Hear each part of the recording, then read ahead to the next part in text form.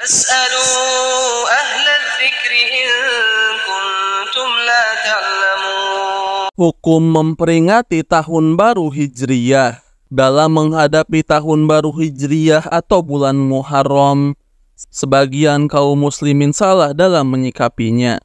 Bila tahun baru Masehi disambut begitu megah dan meriah, maka mengapa kita selaku umat Islam tidak menyambut tahun baru Islam semeriah tahun baru Masehi dengan perayaan ataupun amalan? Satu hal yang mesti diingat bahwa sudah semestinya kita mencukupkan diri dengan ajaran Nabi SAW dan para sahabatnya radhiyallahu anhum ajmain. Jika mereka tidak melakukan amalan tertentu dalam menyambut tahun baru Hijriyah, maka sudah seharusnya kita pun mengikuti mereka dalam hal ini. Bukankah para ulama ahlu sunnah wal jamaah seringkali mengutarakan sebuah kalimat, seandainya amalan tersebut baik, tentu mereka para sahabat sudah mendahului kita dalam melakukannya. Inilah perkataan para ulama pada setiap amalan atau perbuatan yang tidak pernah dilakukan oleh para sahabat. Mereka menggolongkan perbuatan semacam ini sebagai bid'ah, karena para sahabat tidaklah melihat suatu kebaikan kecuali mereka akan segera melakukannya. Sejauh yang kami tahu, tidak ada amalan tertentu yang dikhususkan untuk menyambut tahun baru Hijriyah. Dan kadang amalan yang dilakukan oleh sebagian kaum muslimin dalam menyambut tahun baru Hijriyah adalah amalan yang tidak ada tuntunannya, karena sama sekali tidak berdasarkan dalil, atau jika ada dalil, dalilnya pun sangatlah lemah. Amalan-amalan keliru dalam menyambut awal tahun Hijriyah.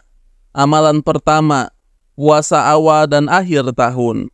Sebagian orang ada yang mengkhususkan puasa di akhir bulan Zulhijjah dan awal tahun Hijriyah, yaitu 1 Muharram. Inilah puasa yang dikenal dengan puasa awal dan akhir tahun. Dalil yang digunakan adalah sebagai berikut. Barang siapa yang berpuasa sehari pada akhir dari bulan Zulhijjah dan puasa sehari pada awal dari bulan Muharram, maka ia sungguh telah menutup tahun yang lalu dengan puasa dan membuka tahun yang akan datang dengan puasa. Dan Allah Ta'ala menjadikan kafarat dosanya selama 50 tahun. Lalu bagaimana penilaian ulama pakar hadis mengenai riwayat di atas? Yang pertama, Imam Az-Zahabi dalam Tartib Al-Mawdu'at halaman 181 mengatakan bahwa Al-Juwaibari dan gurunya Wahab bin Wahab yang meriwayatkan hadis ini termasuk pemalsu hadis. Yang kedua, Imam Asy-Syaukani dalam Al-Fawaid Al-Majmu'ah halaman 96 mengatakan bahwa ada 2 perawi yang pendusta yang meriwayatkan hadis ini. Yang ketiga, Imam Ibnul Zawji dalam Mawdu'at jilid kedua halaman 566 mengatakan bahwa Al-Juwaibari dan Wahab yang meriwayatkan hadis ini adalah seorang pendusta dan pemalsu hadis.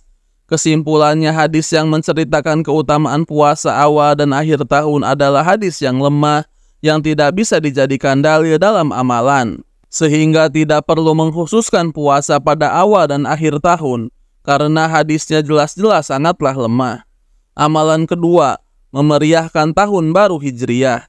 Merayakan tahun baru Hijriyah dengan pesta kembang api, mengkhususkan zikir berjamaah, mengkhususkan sholat tasbih, mengkhususkan pengajian tertentu dalam rangka memperingati tahun baru Hijriyah, menyalakan lilin, atau membuat pesta makan, jelas adalah sesuatu yang tidak ada tuntunannya.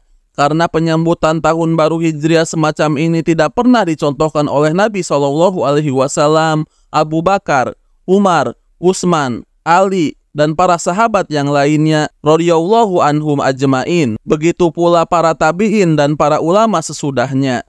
Yang memeriahkan tahun baru Hijriyah sebenarnya hanya ingin menandingi tahun baru Masehi yang dirayakan oleh kaum Nasrani. Padahal perbuatan semacam ini jelas-jelas menyerupai mereka, yaitu orang-orang kafir.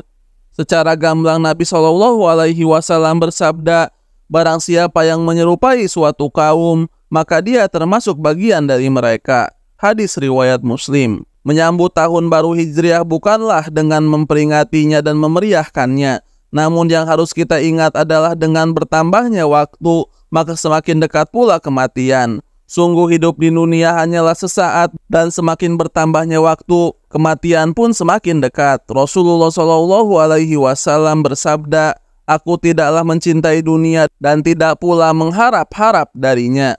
Adapun aku tinggal di dunia ini tidak lain seperti pengendara yang berteduh di bawah pohon dan beristirahat, lalu meninggalkannya. Hasan al-Basri rahimahullah mengatakan, wahai manusia, sesungguhnya kalian hanya memiliki beberapa hari saja. Tatkala satu hari hilang, akan hilang pula sebagian darimu. Semoga Allah memberikan kekuatan di tengah keterasingan kita.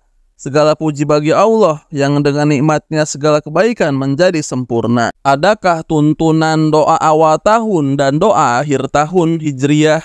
Amalan ini begitu tersebar di berbagai masjid di negeri kita ini, sehingga sangatlah penting sekali kita mengetahui ada dasar ataukah tidak amalan tersebut. Sebagian ulama mengatakan tidak ada tuntunannya. Syekh Bakar bin Abdullah Abu Zaid rahimahullah berkata, syariat Islam tidak pernah mengajarkan atau menganjurkan doa atau zikir untuk awal tahun.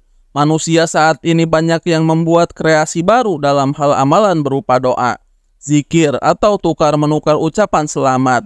Demikian pula puasa awal tahun baru, menghidupkan malam pertama bulan Muharram dengan sholat, zikir, atau doa. Puasa akhir tahun dan sebagainya yang semua ini tidak ada dalilnya sama sekali. Tasih ad-Du'a halaman 107. Syekh Abdullah At-Tuwaijiri berkata, sebagian orang membuat inovasi baru dalam ibadah dengan membuat-buat doa awal tahun dan doa akhir tahun. Sehingga dari sini orang-orang awam ikut-ikutan mengikuti ritual tersebut di berbagai masjid, bahkan terdapat para imam pun mengikutinya. Padahal doa awal dan akhir tahun tersebut tidak ada pendukung dalil sama sekali dari Nabi SAW dan juga dari para sahabatnya radhiyallahu anhum ajmain. Begitu pula dari para tabi'in, tidak ada satu hadis pun yang mendukungnya dalam berbagai kitab musnad atau kitab hadis. Al-Bidah Al-Hawliyah halaman 399. Dilanjutkan pula oleh Syekh At-Tuwaijiri di halaman yang sama, kita tahu bahwa doa adalah ibadah. Pengkhususan suatu ibadah itu harus tauqifiyah, harus berdasarkan dalil. Doa awal dan akhir tahun sendiri tidak ada tuntunan dari Nabi SAW, tidak pula pernah dicontohkan oleh para sahabatnya radhiyallahu anhum ajmain. Namun, kalau doa para sahabat ini yang dibaca, silahkan diamalkan saat memasuki awal bulan atau awal tahun. Dari Abdullah bin Hisam radhiyallahu anhu, ia berkata, sahabat Nabi SAW mengajarkan doa sebagaimana mengajarkan Al-Quran, di mana doa ini dibaca saat memasuki awal bulan atau awal tahun, yang artinya, ya Allah, masukkanlah kami pada bulan ini dengan rasa aman, keimanan, keselamatan, dan Islam. Juga lindungilah kami dari gangguan setan dan berilah taufik kepada kami untuk meraih ridha Allah Ar-Rahman. Hadis riwayat Al-Baghawi dalam Mu'jam As-Sahabah, sanadnya sahih. Imam Ibnu Hajar mensahihkan hadis ini dalam Al-Isobah, jilid ke-6 halaman 407 sampai 408. Hadis ini mauquf, termasuk perkataan sahabat sesuai sarah kitab sahih. Sebagaimana disebutkan oleh Syekh Muhammad Shaleh Al-Munajjid, doa ini ada riwayatnya. Seorang muslim sangat bagus sekali mengamalkan doa ini ketika masuk awal bulan atau terlihatnya hilal. Fatwa Al-Islam Soal wal Jawab, doa di atas yang sahih tersebut cukup diamalkan sendiri dan ajarkan pada yang lain tanpa ada pensyariatan secara berjamaah. Wallahu a'lam.